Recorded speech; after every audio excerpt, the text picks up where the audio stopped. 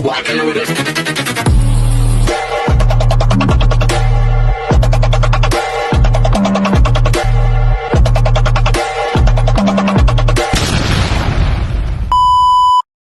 Hi everyone! This is your Mama Sam dito sa Samsam TV. Kamusta naman po kayo mga amigo, amiga, kumare at kumpare? Sana lahat kayo ay okay na okay ngayong araw na to. Syempre, kung ako naman ang tatanungin ninyo, maganda pa rin ang beauty ng Mama Sam ninyo, diba? So yun, so tumika tayo ngayon ng bonggang-bongga. Pero bago ako tumika, gusto ko munang magpasalamat sa inyong lahat sa support na binibigay ninyo syempre dito sa ating channel. At hindi lang yan, syempre, sa lahat naman na makasolid na makamamasam dyan.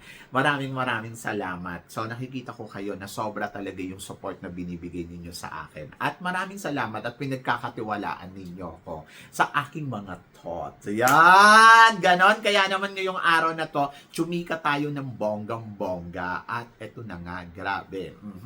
So, pag-usapan natin si Imelda ng Kalibo Aklan. So, nagulat ka ba na isa siya sa mga nawala sa eksena dito sa Miss Universe Philippines? So tuluyan na nga nilang niligwak itong si Imelda dahil sa nag-attitude daw.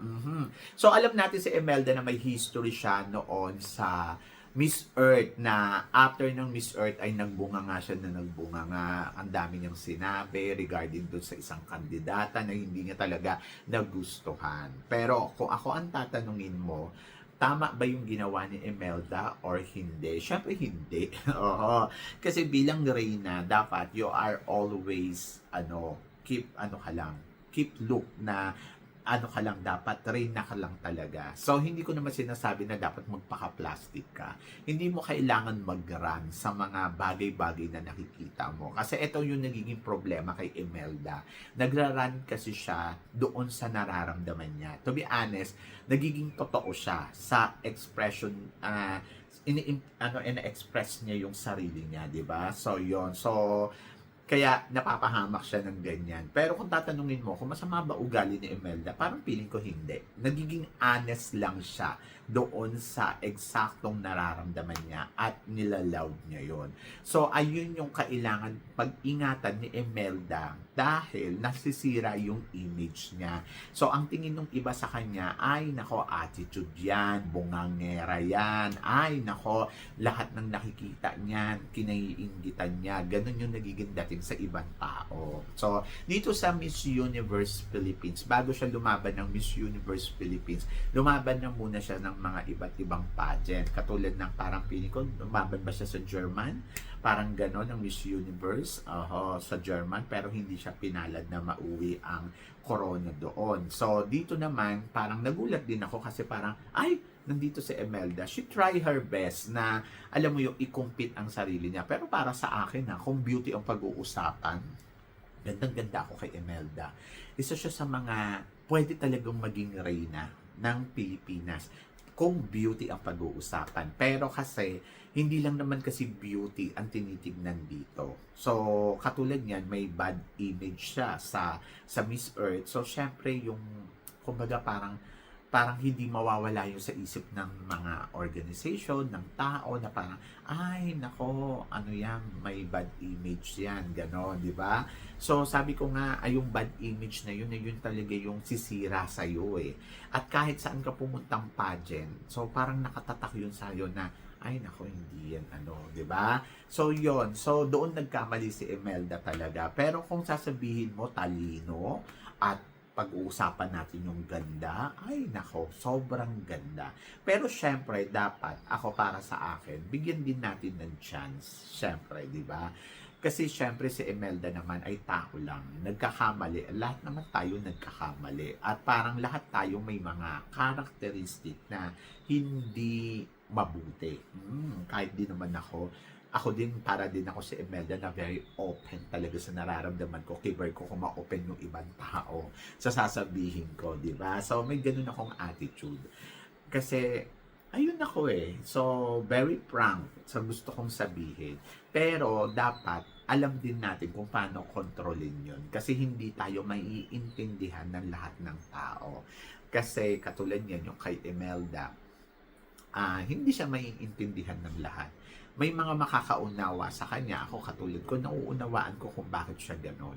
Pero hindi lahat magiging excuse yun na parang, kasi pasensya na kayo, meron kasi ako talagang ugali na gusto ko prangka lang. So, dapat matuto siyang laruin yung emosyon niya. Ganon. Kailangan alam niya kung kailan niya ilalabas to. Dapat alam niya kung kailan niya ikikip to. Kasi syempre si Imelda, sayang talaga. Sobrang ganda.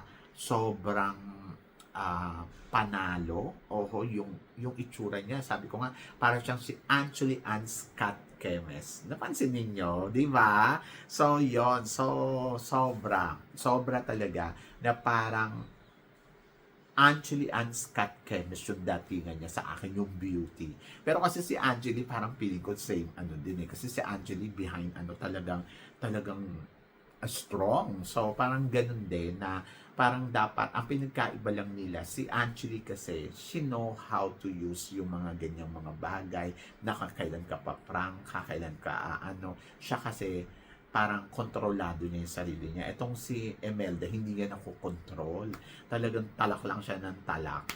Kung ano yung gusto niya sabihin. Pero eto nga, sabi ko nga sana bigyan ng chance. Bigyan ng chance na, alam mo yon na parang sana kausapin siya, or bigyan siya ng pangalawang pagkakataon na ma-prove ni Imelda yung kung ano yung pinaglalaban niya. Di ba? So, yon. So, kasi parang feeling ko, sa ngayon, kahit saan yata siya sumali, parang feeling ko, mahihirapan talaga siya kung hindi niya mapag-aaralan, kontrolin yung sarili niya. So, yon.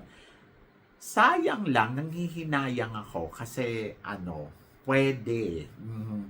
Kasi may ibubuga talaga to pagdating sa com skills, may ibubuga yung beauty. Performance, I think, talagang pag-aaralan.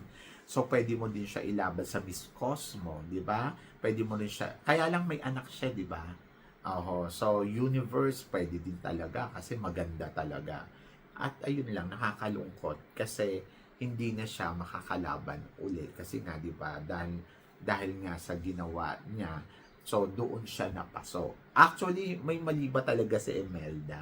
Ang mali niya, siguro hindi niya lang alam kung paano i-control yung emosyon niya sa mga bagay-bagay na nakikita niya.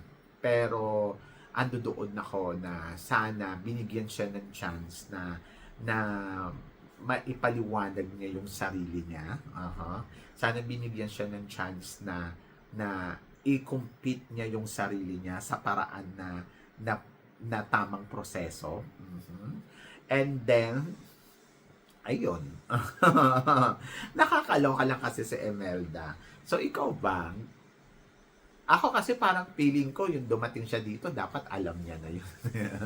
So, yun. So, nalungkot lang ako for Imelda kasi nakakapanghinayang. Sayang yung galing. Sayang yung ganda. Sayang siya as sana mabigyan ng pagkakataon na ma-represent niya yung bansa natin uli.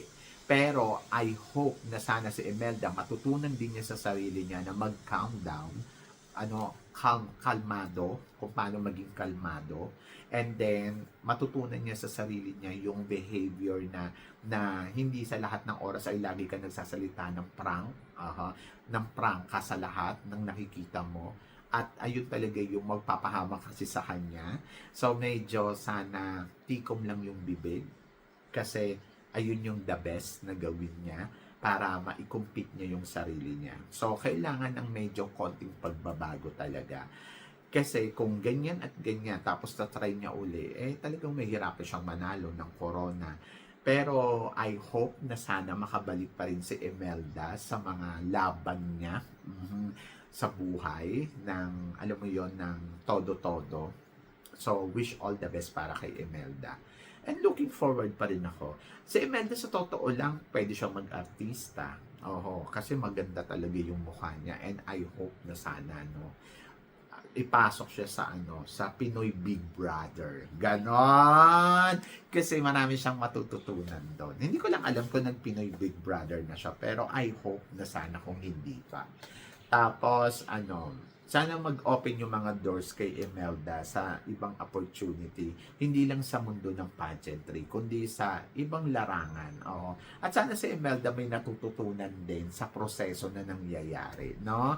So kasi parang wala tayong naririnig kay Imelda na parang statement niya, na parang kung bakit niya nasasabi to. So sana mabigyan din ng chance si Imelda na maipaliwanag niya yung side niya.